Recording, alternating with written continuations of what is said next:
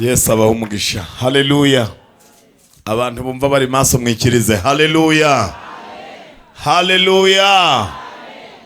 Abafite Bibiliya murambure Bibiliya dusome ijambo ry'Imana turyongere kurindi twumvise.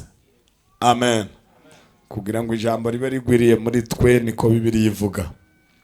Kandi abahanga mu gusenga barabizi, gusenga kwiza no kwishingikiriza ku ijambo ry'Imana. Gusenga kwiza no kwishingikiriza ijambo ry'Imana niryo ritanga umurongo w'isengesho. Nta jambo ry'Imana uzi uri gusenga ni nko kuburana utazi amategeko. Murabyumvise?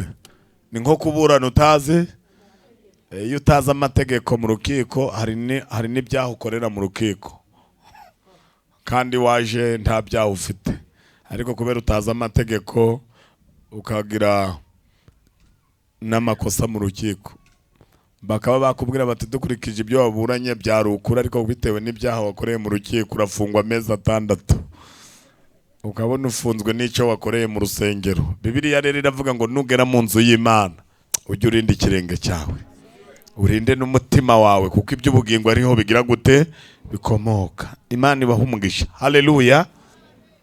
Abafite Bibiliya murambure Bibiliya dusome ijambo ry'Imana. Ndifuza ko tuganira ijambo ry'Imana rifite intego ivuga ngo iyo uzakenera Imana mu inshuti kare. Iyo uzakenera Imana mu inshuti ryari, nyeganyeze wo mwicaranye mubwira uti uzakenera Imana mu inshuti kare. Turifashisha Bibiliya, ntabwo aba ari amaterime twakuye mu muhanda, bifitanye isano n'ibyanditswe byera. Amen. Ubwo mperutse hano twaganiye ijambo rivuga ngo intsinzi irambye iva mu masengesho. Murabyibutsa bari bahari nimugoroba? Intsinzi irambye iva mu masengesho. Rero turashimira n'Imana yabateye umwete wo gusenga, wo kugira gute, wo gusenga. Twabivuze dusoma Bibiliya tubihuza n'iby'Imana yadushize ku mutima. Rero uyu munsi, haleluya, ntabwo umuntu ava mu ntara aje hano ikigaraje gutembera. Turi hano mu murimo w'Imana, turi hano ngo izina ry'Uwiteka rihabwe icyubahiro. Haleluya. Turavuze ngo teme ivuga ngo iki? Ntabwo ndi kubumva. Ivuga ngo iki? Iyo uzakenera Imana mu inshuti ryari. Dusome mu butumwa bwiza bwa Yesu Kristo uko bwanditswe na Yohana, igice cya 11 ku murongo waho wa 3. Turasoma no wa 21, dutaruke dusoma wa 25, twambuke hakujya ku murongo wa 43 n'uwa 44. Mbabwira handi dusoma tuvuge bike, ibyinshi umwuka wera babivuga bari mu materaniro. Amen. Haranditswe ngo ubutumwa bwiza bwa Yesu Kristo uko bwanditswe na Yohana, igice cya 11 ku murongo wa 3. Haranditswe ngo nuko bashiki be batuma kuri Yesu bati, databuja uwo ukunda ararwaye. Uwo ukunda agize gute? 21. Haranditswe ngo Marita abwira Yesu ati, databuja iyaba wari hano musaza wanjye ntaba yarapfuye. Mumve igisubizo 25. Yesu aramubwira ati, ninje kuzuka n'ubugingo, unyizera naho yaba yarapfuye azabaho. Azagira gute? Reka tumve igisubizo cy'ibyo avuze. 43. Haranditswe ngo amaze kuvuga ibyo arangurura ijwi rirenga ati, Lazaro sohoka. Uwarupfuye arasohoka azingazingiwe mu myenda, amaguru n'amaboko, n'igitambaro gipfutse mu maso he. Yesu arababwira ati, nimumuhambure mumureka agende. Tuvuge ngo amen. Bamuhambure bamureka agire gute? Dusome muri Luka igice cya 7. Luka igice cya 7. Ubutumwa bwiza bwa Yesu Kristo uko bwanditswe na Luka, igice cya 7 ku murongo waho wa 13. Ubutumwa bwiza bwa Yesu Kristo uko bwanditswe na Luka igice cya 7 ku murongo wa 13. Haranditswe ngo umwami Yesu amubonye amugirira imbabazi, aramubwira ati, wirira. Yegera ikiriba agikoraho, abacikoreye barahagarara ati, muhungu ndagutegetse byuka. uwari upfuye arabaduka atangira kuvuga. Yesu amusubiza nyina. Bose baterwa n'ubwoba bahimbaza Imana bati, umuhanuzi ukomeye abonetse muri twe. Kandi bati, Imana igendereye ubwoko bwayo. Amen. Imana igendereye. Sigaje umurongo umwe tugiye gusoma muri Yohana n'ubundi mu butumwa bwiza bwa Yesu Kristo uko bwanditswe na Yohana 15 ku murongo wa 14. 15 ku murongo waho wa 14 niho nari mvuze, ariko tubanze dusome n'umurongo wa 7. Yohana ubutumwa bwiza igice cya 15 ku murongo wa 7 turasoma n'uwa 14. 7 haravuga ngo, nimuguma muri nge namwe niho muri, amagambo yanjye akaguma muri mwe, musaba icyo mushaka cyose muzagihabwa. Tuvuge ngo amen. 14 niho nagenye gusoreza, haravuga ngo, muri inshuti zanjye nimukora ibyo mbategeka. Amen. Subiremo, muri inshuti zanjye nimukora ibyo mbategeka. Amen. Mwakira ijambo ry'Imana. Mwakira ijambo ry'Imana. Murayumvishe kode y'ubushuti. Kode y'iki? Mubumbe Bibiliya. Abantu bagisoma twasoje, iyo umwigisha gutanze gusoza gusoma, iyo uri kumva haryoshe uhashira agapapuro ukahasoma ugeze mu rugo. Murebe hano, iyo ureba umwigisha biguhesha kumva icyo avuga neza, kandi umuhanga wo kwiga ahanga amaso mwarimu. Amen. Abari hariya, haleluya. Haleluya. Aya ni amasengesho yateguwe n'itorero, kandi itorero ritegura n'abigisha.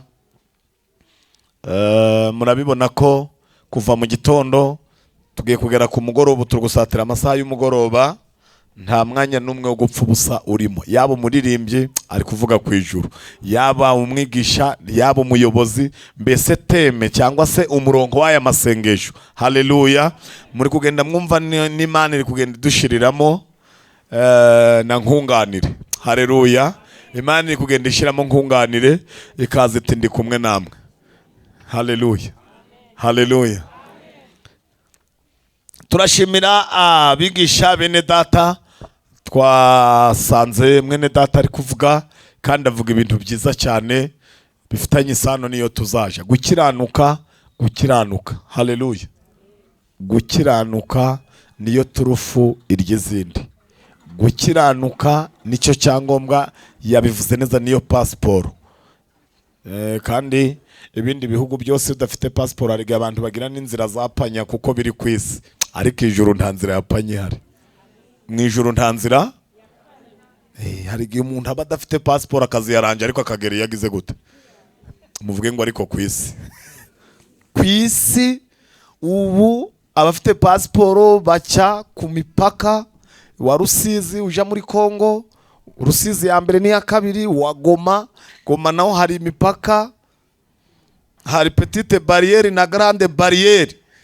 Bakakubwira bati ni hariya, ariko hari ni Kabuhanga, ariko hari ukuntu kubera ibihugu biba byegeranye wambukira mu Masaka ukazayo ukazitera muri icyo gihugu nta pasiporo ugize gute. Ariko turashimira ijuru ryubatswe mu ikoranabuhanga.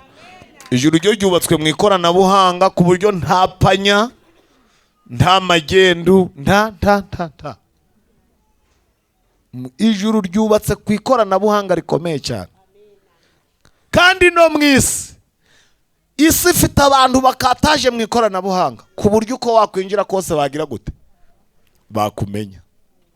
Bakumenya, sone zigasona zikavuga hari umuntu unyuza. Hari umuntu unyuza. Hari n'ibita byerekana aho uhagaze. Ukajya kubona ukabona bakugezeho bati niweho twashakaga. Mu gihugu hose kamera zerekanye ko ari weho, kandi ni mwisi. Turashimira Imana rero ko tugenda tumenya ukuri icyo gihe kitaragera. Mwene data avuze ku mbaraga z'Imana. Haleluya. Avuze ku mbaraga. Niba hari ikintu cyanshimishije, amen, nukuntu ingabo imwe yo mu ijuru yanesha ingabo ibihumbi. Erega Bibiliya yavuze ngo harimo imirongo myinshi. Duhagarara hano twarasomye byinshi, ariko byose ibyo twasomye ntitwabivugira. Ariko harimo imirongo myinshi hari ahantu nasomye muri Bibiliya havuga ukuntu mu gihe cya Hezekiya yatewe n'uwitwa Senekeribu n'umugaba w'ingabo Rabushake, ngo bo bagenda nijoro ngo barara besitara ibifaru biteguye gutwika umudugudu mu gitondo, ko abaturage barabyuka bakabwira bati mwese amaboko hejuru. Ariko Bibiliya iravuga ngo nijoro ryari nijoro mu ijuru Hezekiya yari yakoze ikintu muvuge ngo ngicyo twakoze. Ntago mubyumvise? Yari yakoze ikintu ngicyo twagize gute? Ngo yabonye atewe n'amaboko akomeye, aravuga ngo ngewe nta mbaraga ngira, nta n'ingabo mfite, ntitwagwana iminota 5 ataranyica, ariko gusenga ndabishoboye. Arangije ngo yerekera ivure. Yerekera he? Aracurama aravuga ati ngewe nyobotsi y'akarago n'amavi hasi. Ngo arasenga, ngo agisenga aravuga ati nohereje n'intabaza zije kwa Yesaya. Niwe usanzwe avugana n'Imana, ayimbwirira ati amaboko yanjye ndayamanitse niwe urakora. Yesaya ngo bakigera aravuga ati mwumva uko Uwiteka avuze, mugende mubwire Hezekiya ngo kuko wayisabye kukurengera, kuko wayisabye kugira gute, igize gute, irabikwemereye. Genda, ntabwo wasenga kandi ngo unagwane. Bundi reka mbabwira abantu basenga intambara zabo sibo bazirwana, abantu basenga sibo barwana intambara zabo. Iyo usenga ibyawe ni Imana ibikora, iyo udasenga urabyikorera. Dufite umwanya nabaha imirongo nababwira n'ibimenyetso. Akenshi abantu basenga ubuzima babayemo buba buhenze kandi atari bo bishura. Namukunze mwene data, buba buhenze kandi atari bo. Bakunze gutunga ibintu batishuye kandi batari mideni. Genda umubwire ngo ubwo umwanya wari kugwanamo wawusenzemo, genda uryame, urugamba siwe urarurwana. Ngo baragenda bararyama, ngo nijoro hamanuka marayika umwe. Abamarayika bangahe? Muvuge ngo umwe. Ngo atera urugerero rw'Abashuri, ngo iryo joro rwose ararumara. Marayika umwe. Ngo mu gitondo haboneka impanda, baravuga ngo mubyutse abantu baje gusaka imirambo y'abari babateye. Ngo baragenda basaka imirambo, ngo babasangana ibintu by'amafeza n'amazahabu. Amafeza n'amaki. Imana yavuga iti izo n'indishyi z'akababaro mbahaye, mugende mubigurishe namwe mwiyakire. Namwe mugire gute? Mugende mwiyakire, mwarasenze. Rero turagira ngo muri aya masengesho turi gusenga Uwiteka badushakira ibyo tuziyakiza. Haleluya, haleluya. Kandi yabishaka kubizeye. Ngiye ntangunze gutanga message ya rubanda, sintanga message y'abantu bose, ngiye mbwira bumva. None se abatumva nabo nababwira nk'abandi ari gukora ubusa. Reka. Nubwo imvura yagwa ariko reka tubivuge. Iyo uzakenera Imana mu inshuti ryari? Mu inshuti ryari? Nari ngiye kuvuga ngo nyuzwe n'ubushuti bwo mu ijuru. Mwashobora kubyishiriza? Nyuzwe n'ubushuti bwo mu ijuru Yesu. Ngizigwe mbonye umunezero, niseguye. Ababizi aribo babyikiriza amaboko. Yesu singitinya nisunzume. Umutima wanjye nduhagaze,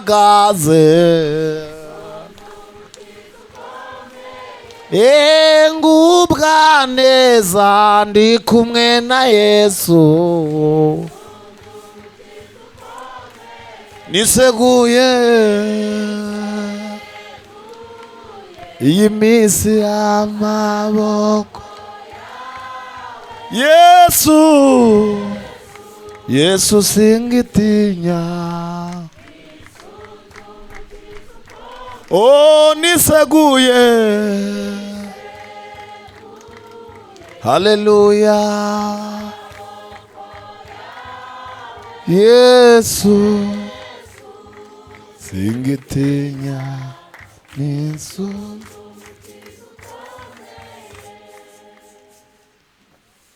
Byose bizambera byiza no mu byago,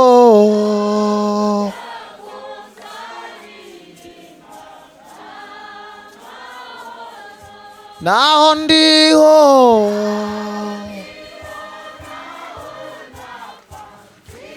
ariko n'amashina yo ntayo koko.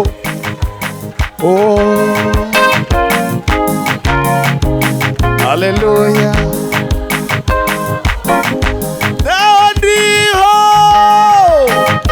Naho ndiho naho napfa,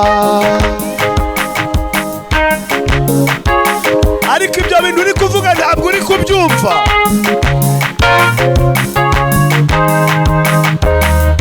Naho ndiho naho napfa,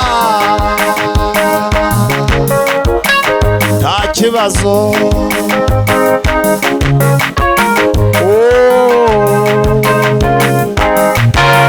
Ariko mana,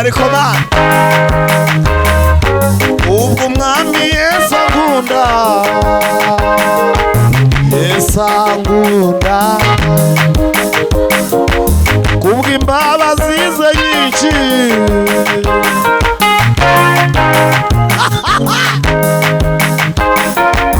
nuhagiwe n'amaraso,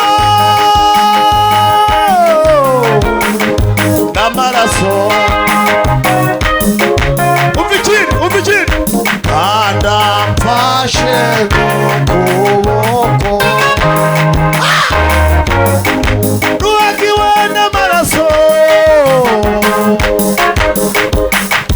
haleluya.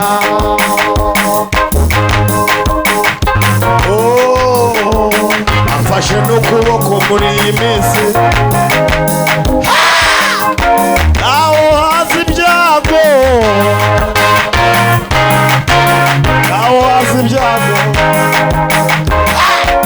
Yesu n'umukiza wanjye, Yesu n'umukiza wanjye. Dusubiramo. Naho haza ibyago byinshi, papa, Yesu n'umukiza wanjye, Yesu n'umukiza wanjye. Imana data, abiragije Imana data mukomere Yesu amashi. Nejejwe n'umwuka wera, nejejwe n'umwuka wera. Niragije Imana data, pakala wasa contrate nefase mando wataya, ende pandi no controle bari esimandia.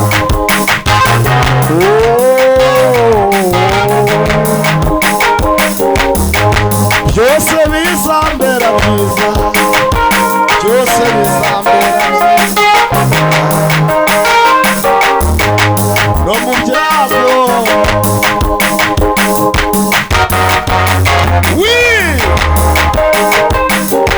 Naho ndiho naho napfa, naho ndiho naho napfa, nazazuka.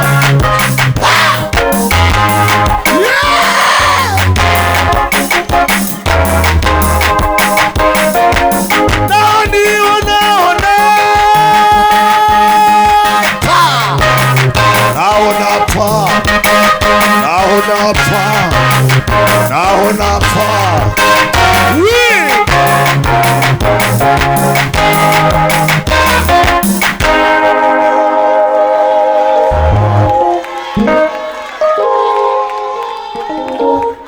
Oya, mwitera mu kajagari, tera haleluya.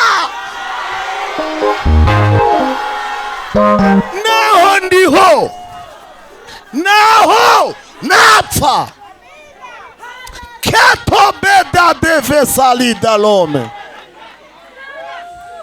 Naho ndiho naho napfa nzi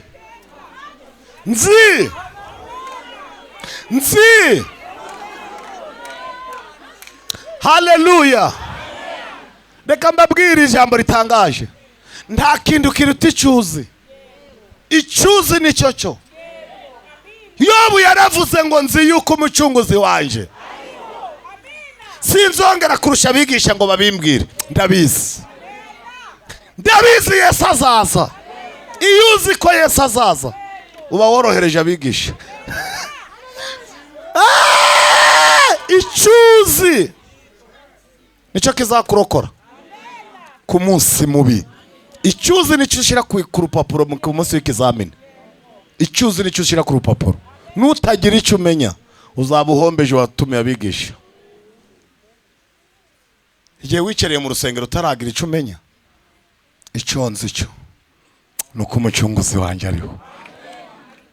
Icyo gihe ubuciye akajagari mu matwi yawe. Icyo nzi cyo ukimworohereza n'abahanuzi, mugira icyo mumenya. Mu bintu bivuna ni uguhagarara imbere y'umuntu ntagira icyo amenya. Kwishura menerevare umwana ntagira icyo amenya. Uravuga uti iyo nyaguramo inkamba ndi kwinywa amata. Mujye mugira icyo mumenya. Icyo nzi cyo. Uyu murimbyi yaravuze ngo nzi ko nkundwa. Iyo ubizi uraryama ugasinzira. No muri Nyabugogo wasinzira. No muri Nyabugogo bisi zigenda. Ni Kanombe indege zihinda. Iyo uzi kukundwa n'Uwiteka, nzaryama ngasinzira kuko nshigikiwe n'Uwiteka. Kugirirwa neza n'imbabazi ze bizanyoma w'iminsi yose. Sinzanyeganyezwa haba na hato kuko Uwiteka ahora iburyo bwanjye. Kubw'ibyo nanjye nzaba mu nzu y'Uwiteka. Wowe uri kujya umuhombya kuko nawe ataguhombeje. Nakora kimwe nawe ujye ukora ikindi kugira ngo ukomeze nawe umwongeremo imbaraga. Hari ibintu bitera Yesu ubute bwo gutabara. Niyo gutabaye akabona ntacyo ukoze. Mujye mumworohereza. Nakora kimwe nawe umubwira uti nanjye hari ikindi nzakora. Yesu ashimwe cyane. Nari ngiye kuririmba ariko abaririmbyi barahari ntago tuzakora byose. Yesu ashimwe cyane. Yesu ko ndi kuririmba ntibacurange mbabyihorere. Mba mfite bafure mu mutima nje nta kibazo. Twebwe twaririmbiye mu butayu hadacometse ibyuma. Twebwe se bisaba ko baducurangira. Tuba dufite amabafure mu mutima. Tuba tubyumva. Iyo uvuga ibyo wumva ntago ari ngombwa ngo abantu bagushigikire. Ntago ari ngombwa ngo abantu bakoma amashi bakomere ngo aho oya. Ibya Yesu ntibigira abafana. Uwacu yaravuze ngo aranzi nanjye ndamuzi. Kubimenya nibwo buzima. Haleluya. Ubu ngubu twongeye guterana ariko no muri guma mu rugo twebwe twaramubwiye tuti Yesu twarabikubwiye ko tutakubahira mu nsengero gusa. Naha ngaho uri umwami. Bituma dusohoka muri Covid nta myotsi yaducumbiye. Bituma dusohoka muri Covid dufite ubuhamya kandi bufite n'ibihamya. Ubuhamya bufite n'ibihamya. Ababwiye ko igihombo tugira abantu bafite ubuhamya ariko batagira ibihamya. Tugira n'abafite ibihamya nta buhamya. Ariko ibyo bintu nta biba byuzuye. Iyo ufite ibihamya utagira ubuhamya aba habura kimwe. Iyo ufite n'ubuhamya nta bihamya aba habura ikindi. Ariko amagenekerezo murahari se? Aho kugira ibihamya udafite ubuhamya wagira ubuhamya udafite ibihamya.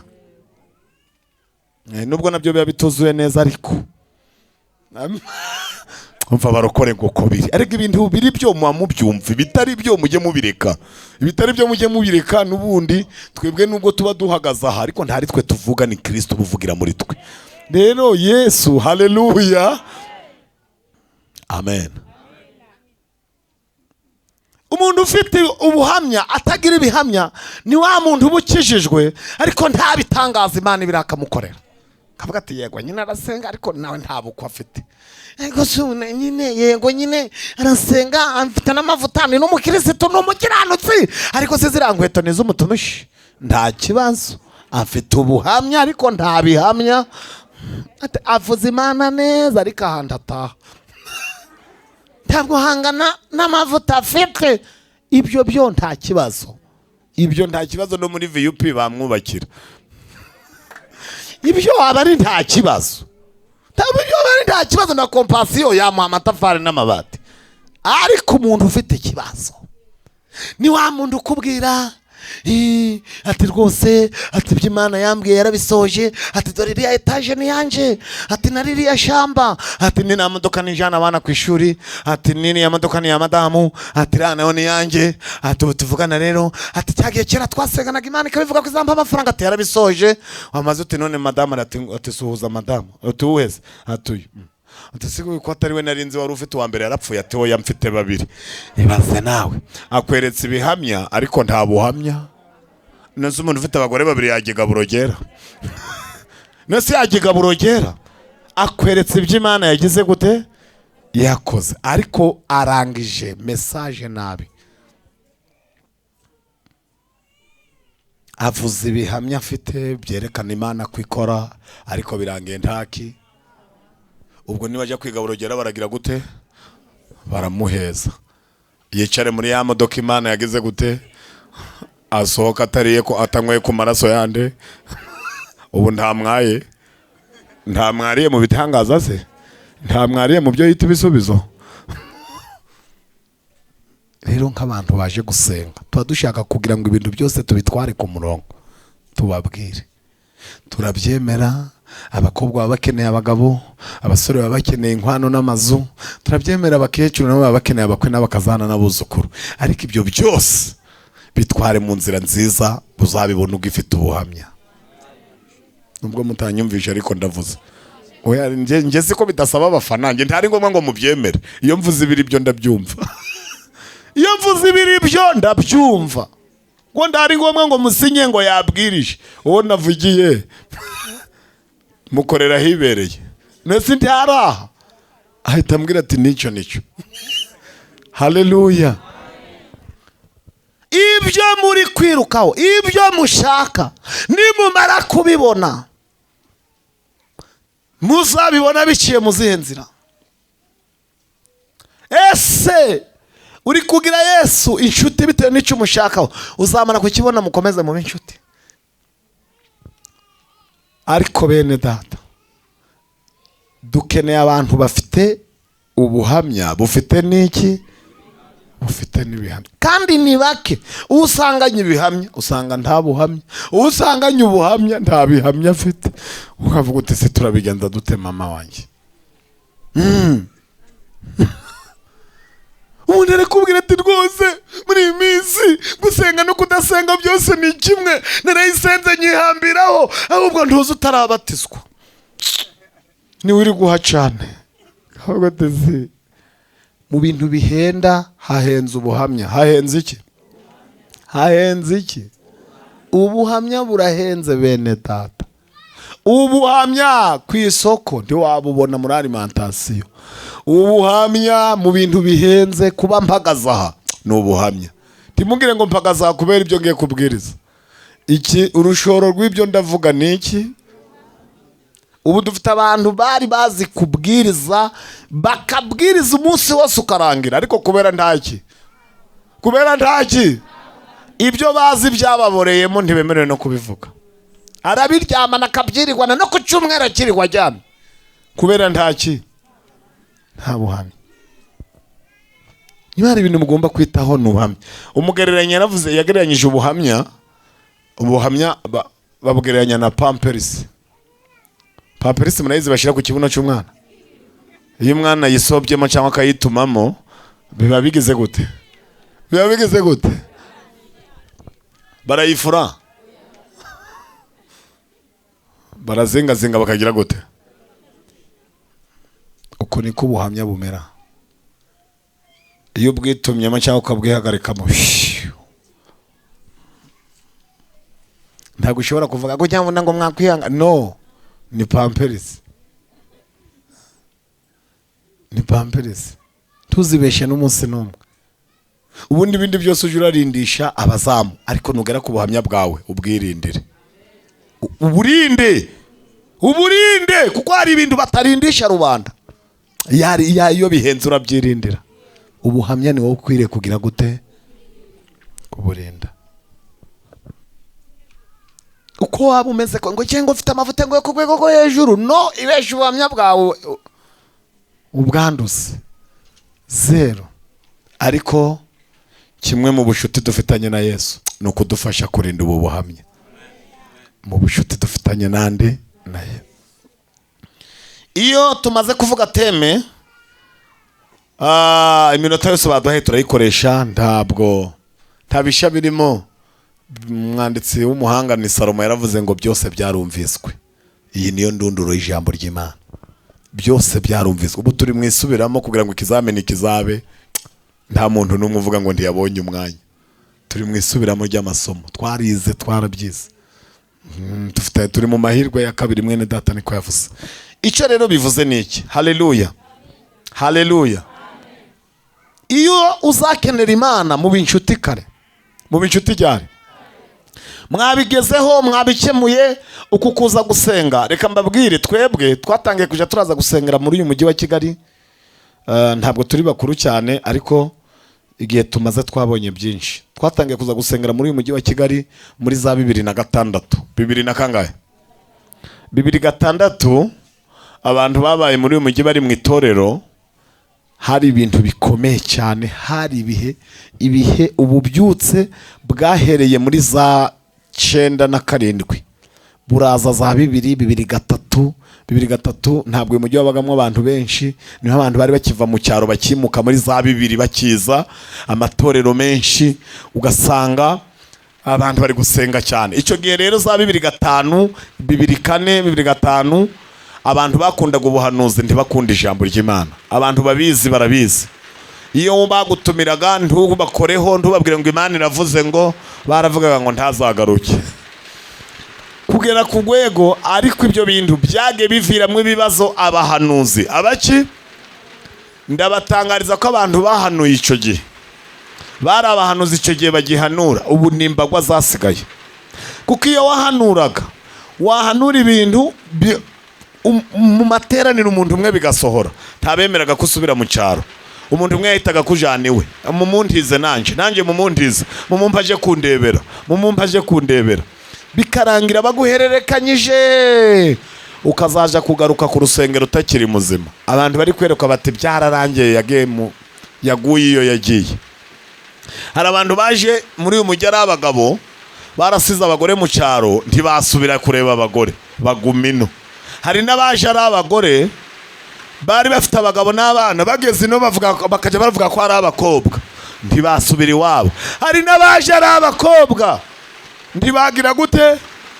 Ntibasubirayo kubera kubona amatara n'ibintu bishashagirana, ntibataha. Hari abaje ari abakene, kubera kuba mu rusengero birangira bakize, birangira bagize gute? Bamaze gukira, ndi gukizwa, bagira gute? Barabireka. Hari ibintu bikomeye cyane sinzabyibagirwa. Niho ahantu habaga ibyumba bikomeye cyane. Hano naho harimo ni Nyarugenge, ni Remera, haraza Gatenga, ntabwo hari hakaba ibyumba bikomeye cyane. Cyo muri za 2005 ahantu wasangaga abantu bari gusenga bahimbaza, ukabona abantu babize ibyuya, ntabwo hari hagatangira kuba insengero nini. Ariko reka mbabwire bene data, abantu basenze icyo gihe, babaye mu masengesho icyo gihe, ubu ngubu nibo bakize, babaye bakire muri iki kinyeje, muri iminsi turimo. Ariko abagisenga ni bake, batunze ibyo basengeye icyo gihe, ariko ntibagisenga. N'abandi bagiye kubaho imbere, hagiye kuzagira gute? Kuzaza. Nabari gusenga ryari? None. Reka mbabwire ukuntu amasengesho ameze. Amasengesho buriya arabikika, agira gute? amasengesho nicyo kintu cya mbere kirama, cyarama, ntabora, ntazana uruhumbu, nta namba. Amasengesho urayasenga akabikwa ahantu. Haleluya. Ku buryo iyo wasenze, igihe uzagera ahantu ubona ubuze uko ubigenza, Imana izayora mu kigega, muri depo y'amasengesho, irohe mu kibazo cyawe. Kandi reka mbabwire, ibibazo buriya, ikintu cya mbere ibibazo bitinya amasengesho. Bitinya iki? Ntagire uzakubesha ngo ibibazo bitinya amafaranga. Wari uzi ko hari n'ikibazo ugira bakakubwira ngo ibintu bisaba n'amafaranga, ariko byageramo amasengesho bigakemuka? Bikagira gute? Nta muntu urwara indwara se yagera ku bitaro bakavuga ngo nta ndwara bari kubona kandi arembye. Kwa muganga bakagusezerera ngo subira ku isambu, sha kugwa mu rugo. Ariko wagana mu cyumba cy'amasengesho, Imana iti nibutse neza yo mu bukumi bwawe, nibutse ko wansenze, ndi Uwiteka ndagukijije. Ukazahura na dogiteri wagusezereye, mugahurira muri romputi, uraho muganga, uracyariho? Ati ndacyariho kandi n'ejo nzongera mbeho, n'ejo nzabaho. Si wowe bazanye kuri burangari uri muri komati, ni njyewe ariko Uwiteka yambereye igisubizo. Reka mbabwire, amasengesho aruta amafaranga. Ntago munyumvisha ariko ndabivuze. Amasengesho aruta iki? Njye nagiye mbona abantu bamwaranye amafaranga. Bamwaranye? Nabonye bamwaranye imiryango kandi ikomeye. Ugahamagara umufamili wawe, uti none ko ngiti kupa batamenya ko tuvukana. Kupa ntuzongera kumpamagara. Po ushaka ko nanje bamfunga. Ariko Yesu nta dosi utahamagaramo Yesu. Nta dosi utahamagaramo. Nimushake muterete Yesu hakiri kare. Mumushake ubushuti. Imbere gato bizakomera. Ku buryo amafaranga azaba atagira agaciro.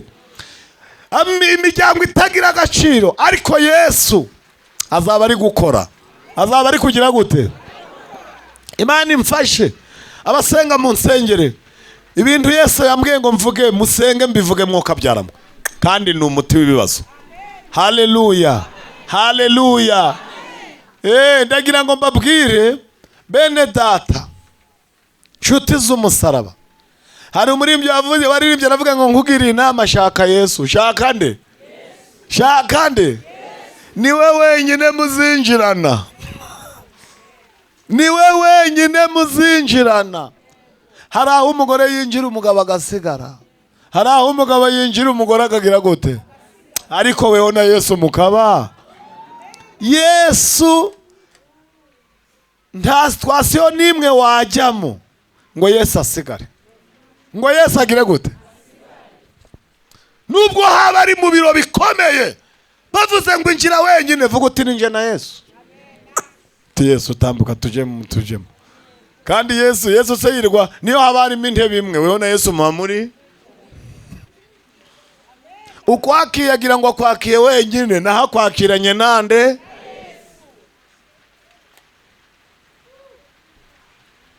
Yesu ntarya umwanya mu modoka, ariko muba muri kumwe.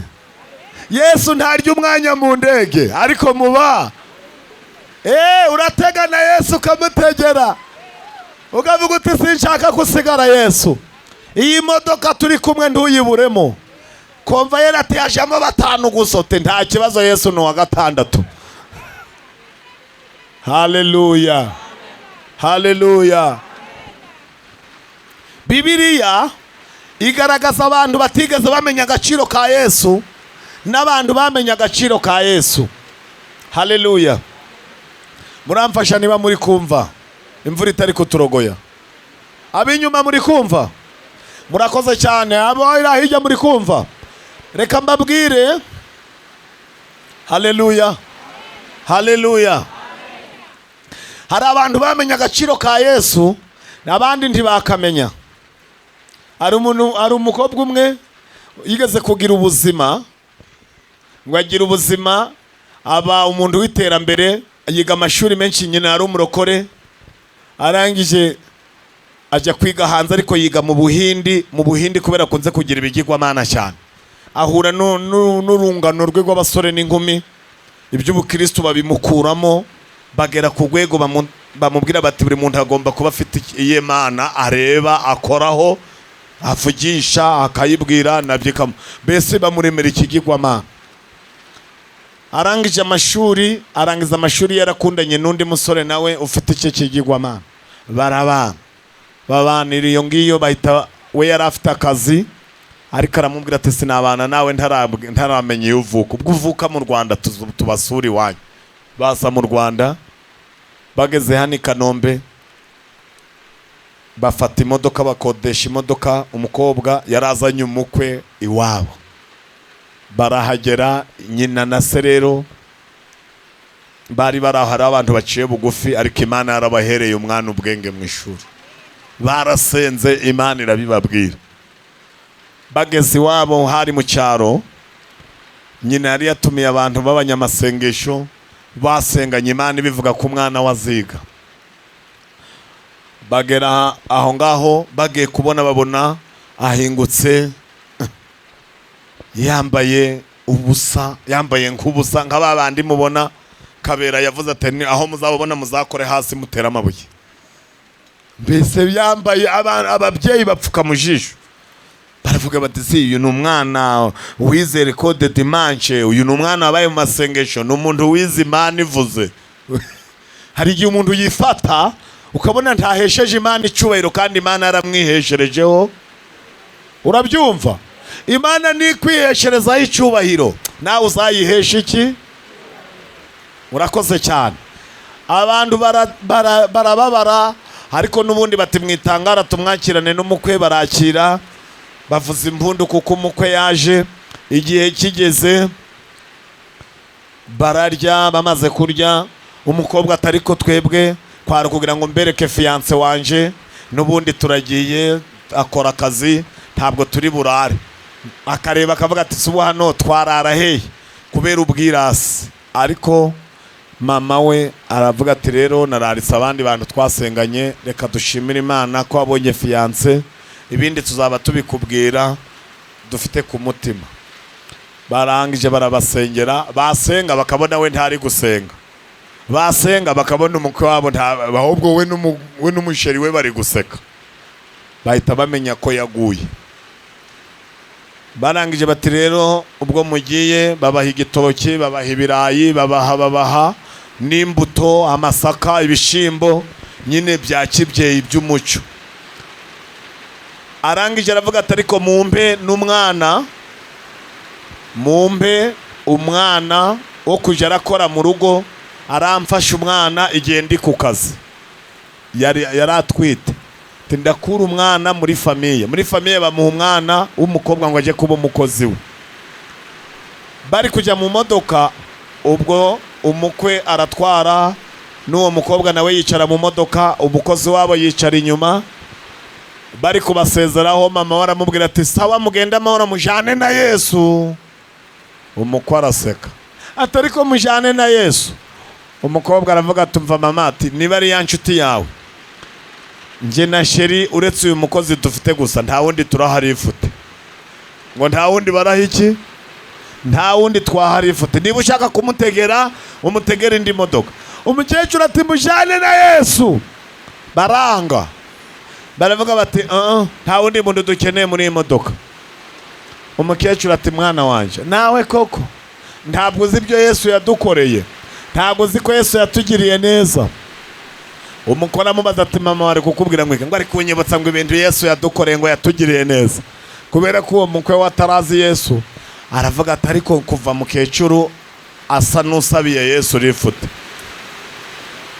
Ubwasa n'umusabiye rifuti, kandi imodoka akaba ari y'umukwe we.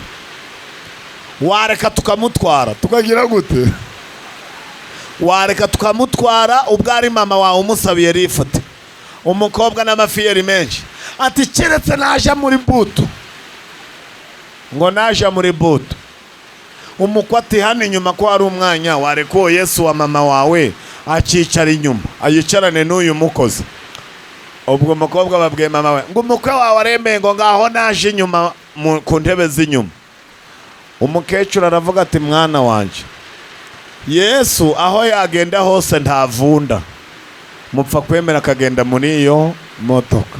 Nari mbabwiye ngo ajane namwe. Bakingura inyuma ngo Yesu ajemo, barakinga kubera ubwirasi. Baragenda, imodoka igeze mu nzira igiye gukora impanuka, yayikoze ishinze umutwe mu muhanda. Ikimbere abari bicaye imbere abari bo bahita bapfa, hasigara wa mukozi bari bajyanye ngo aje kubabera umukozi. Bahamagara aho bari bavuye, baravuga bati yewe mutabare, abantu bari bavuye aho ngaho iwanyu bakoze impanuka, mutabare. Barababwira bati se baracyahumeka? Tabari imbere nibo bapfuye. Ariko uwari uri inyuma, umwana umwe w'umukobwa, ntacyo abaye. Umukecuru ahita aza aravuga ati aho Yesu ari nta kibazo cyahabaye. Aho Yesu ari nta kibazo cyagize gute? Ati kandi ndababwiye ngo bajyane na Yesu, barambwira ngo naje inyuma. None wari uri aho Yesu ari, nta kibazo yagize, nta kibazo yagize. Reka mbabwire, nubwo tubivuga mukagira ngo ni ibitekerezo, nubwo tubivuga mukagira ngo ni amagambo, ibya Yesu ntibishirira mu magambo, bigera igihe bikaja mu bikorwa. Nubwo tubivuga mukagira ngo ni akanwa twazanye gusa, n'imirimo izikurikiye ijambo. Imirimo ya Yesu ikurikira ijambo rye. Niyo mpamvu iyo ushaka igikorwa cya Yesu ubanza guha agaciro ijambo rye. Haleluya. Niko mushiki wacu yavuze ngo imirimo ukora nicyo kidutera, nicyo kidutera kwicara tukahirwa, tukaharara n'ejo tukahirirwa, ni imirimo ye. Haleluya. Umukecuru aravuga ati aho Yesu yarari nta kibazo cyahabaye. Yesu bamushize inyuma, none dore umwana wari wicaye inyuma nta kibazo yagize. Rero iyo ushaka ko Yesu akontorora umutekano, umuha imfunguzo z'ibyumba byose, umuha imfunguzo z'inzu yawe yose. Imana ibamugishe. Hari abantu batahaye Yesu agaciro.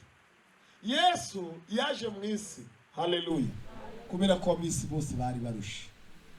Muribuka ko ijambo rya mbere yavugiye mu isinagogi byanditswe muri Yesaya 61, bikandikwa no mu isezerano risha muri Luka igice cya 4.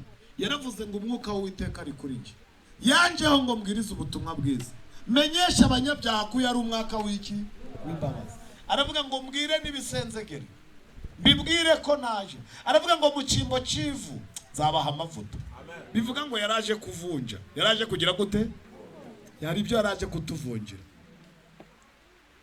Iryo jambo niba hari ijambo ryababaje abafarisayo, niryo n'abatambirira bababaza.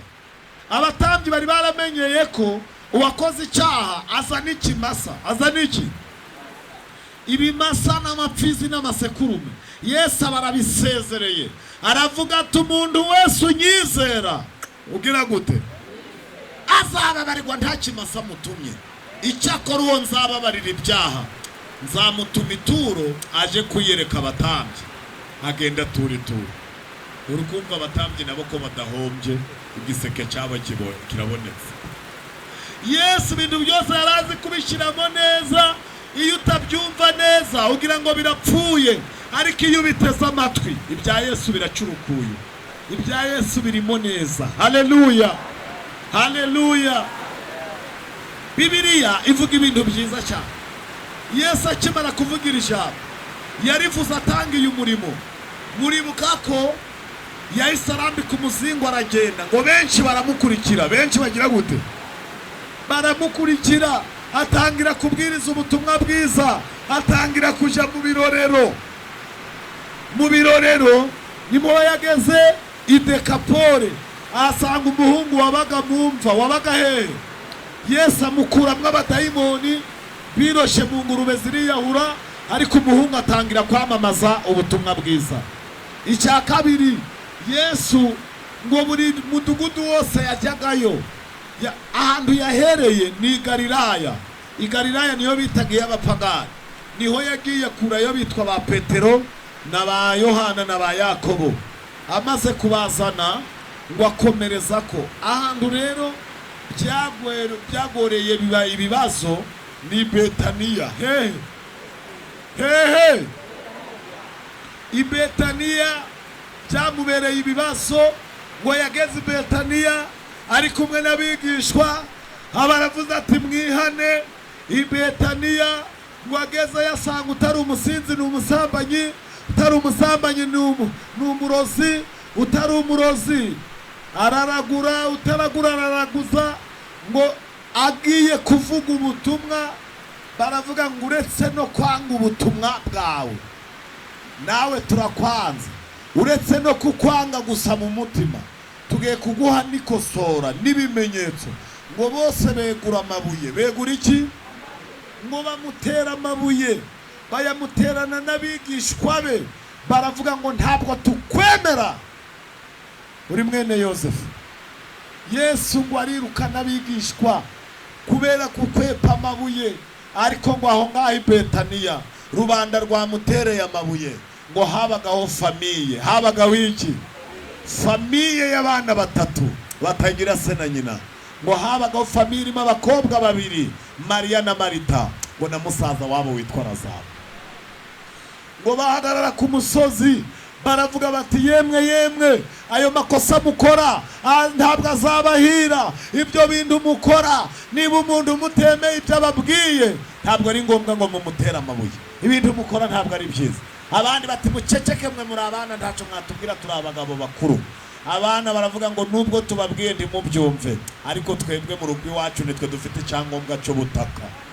Mu rugo iwacu turigenga, twebwe ni twebwe tuyoboye uru rugo. Ngo bahita bafata umwanzuro wo gukingura urugi babwira Yesu ngo karibu iwacu. Babwira Yesu ngo iki? Babwira Yesu ngo iki? Nubona abaturanyi bawe bateye Yesu amabuye jya umubwira uti ni karibu iwanje. Yesu karibu. Yesu ngo arinjira, ngo bamwinjizanya n'abandi bigishwa be 12. Ngo baricara babahinda udutebe bacicara. Ngo abana barema inama ari batatu, Mariya na Marita na Lazaro musaza wabo. Baravuga ngo twebwe ubundi muri kamere y'ababyeyi batureze ntabwo twakiza abashitsi ibiganza bisa, ahubwo uko tubahaye intebe tubashakire n'icyo kurya. Bagabagaba n'imirimo. Umwe aravuga ati cyane umuriro, undi ati nawe zana amazi, undi ati nawe zana ifu. Ako kanya ngo bahita bateka. Yesu n'abigishwa be babaye bacishimira karibu bahawe aho baterewe amabuye. Ngo bagiye kumva bumva barababwiye ngo ni karibu ku meza. Ni karibu hehe? Tubwira Yesu ngo ni karibu ku meza mwami wacu. Mu gihe abandi bamuteye amabuye wowe ujye umwakira. Yesu n'abigishwa be ngo barabakira. Bamaze kubakira ngo baranezerwa. Bagira gute?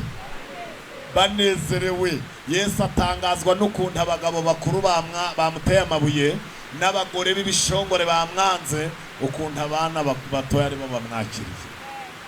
Ngo bigishwa bakamubaza urumva ntibabuze kuganira batari kumwigisha. Ubu aba bantu ababikoze kubera iki? Arababwira ati keretse niburi Yesu. Yesu we aziraho, ariko iyo arakora akura mesheke y'ibyo yariye. Ubwo mwamuvuze ngo amen, ariko ndabihoreye. Ndagira ngo mbabwire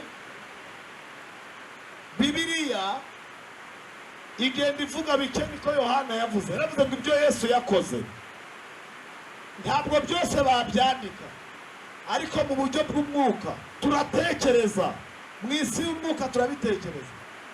Aba bana ntabwo bibuze ko abantu babakosoye, bababwiye ngo ibyo murimo zeru, ibyo mugiyemo turanze, ntimuzagira ikindi mutubwira. Iyo fu muteka, iyo myumbati, uwo munyu, ibyo bishimbo, izo nyabutongo, izo pinari muhagarike. Abana baravuga ngo ibyo dukora turabizi. Ibyo dukora tugize gute? Iyo ukora ibyuzi ni kabine cyane. Haleluya.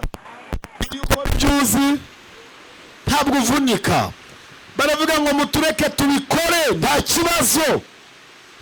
Barabikora. Ariko Yesu nawe iyo muri inshuti, haleluya, abagucungira kuri mashini, abakureba ngo gusubiza agaciro k'ibyo watanze byose. Kuri Yesu ibintu byose mwakonsomye Yesu azabikuba. Haleluya. Bibiliya ivuga ko igihe cyarageze musaza w'aba bakobwa ararwara. Agira gute? Buhoro we agira gute? Arwaye ngo bahamagara imiryango bati mudutabare musaza wacu yarwaye. Bakibivuga babona yarembye agiye muri koma. Abandi barahura ubuyanja barebe ko Lazaro arongera gutsimbuka, ariko birangira Lazaro arembye, babona agiye gupfa. Babona agiye kugira gute? Reka mbabwira abakuru ko bavuze. Bene wabo baravuga bati rero ntabwo turakomeza kurara ku muntu urwaye tutarariye muri uru rugo. Muhamagare wa wundi twabonaga aje mu gacana mbabura, muhamagare ya inshuti yanyu, muyahamagare. Urumva iyo bigeze abantu batuvugiraho, baba babizi, batubonye tuza hano, baravuga ngo ngaho hamagara ya Mana yawe. Kandi mu bintu bituma Imana ikora niyo abantu bakuvugiyeho. Mu bintu bituma Imana iza vuba niyo umuntu atsatse kuyifeka. Iyo umuntu agiye gufeka Imana yawe aba yibyukije. Ariko Mana baravuga ngo ngaho mumutumeho abakobwa, baravuga ngo ninde turatuma haboneka umuntu. Baramubwira batumva tukubwire uhumure, ntago birasaba ibisobanuro byinshi. Ntago birasaba iki? Ntabwo birasaba iki? Wowe genda, nugera ahantu ukahabona igiterane, urabonamo umuntu wambaye ikanzu y'umweru, ufite agasanti agakapu, wambaye inkweto za rugabire. Ugende umubwire uti uwo ukunda ararwaye. Siko twasomye? Uwo ukunda agize gute? Ndashaka kubabaza ko batigeze bamubwira izina yakundaga umuntu umwe. Haranditswe ngo bashiki be batuma umuntu kuri Yesu, baramubwira ngo mwigisha uwo ukunda agize gute? Bisobanura ngo Yesu azi inshuti ze. Yesu azi inshuti ze. Mwigisha uwo ukunda ararwaye. Bibiliya ivuga ibintu bikomeye cyane. Iravuga ngo nuko Yesu akibona ya ntumwa, iramubwira ngo mwigisha uwo ukunda ararwaye. Yesu ahita amubwira ngo umva, ntago ari ngombwa ngo nsubiraneyo nawe, subirana iri jambo, genda umbabwire uti iyo ndwara siyo niyo guhesha Imana iki? Abasomyi ba Bibiliya bakunda kuyisoma, niko mwene data araye gukoresha ijambo kandi ryiza.